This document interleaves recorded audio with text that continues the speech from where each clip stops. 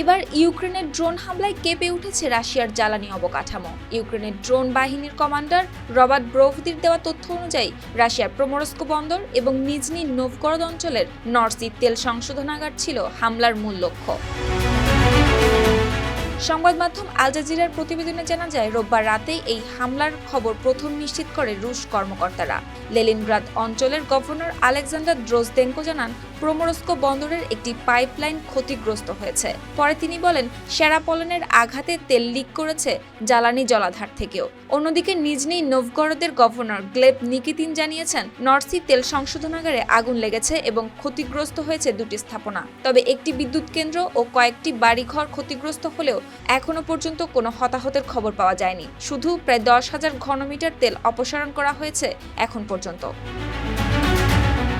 রাশিয়ার অন্যতম প্রধান তেল রপ্তানি কেন্দ্র প্রমোরস্ক ব্যবহার করে বিদেশে তেল পাঠায় ট্রান্সনেফ। আর নর্থ সি শোধনাগার বছরে প্রায় 16 মিলিয়ন মেট্রিক টন তেল প্রক্রিয়াজাত করতে সক্ষম। ফলে দেশটির যুদ্ধ অর্থায়নের প্রধান উৎসে আঘাত হানতেই এই হামলা জোরদার করেছে ইউক্রেন।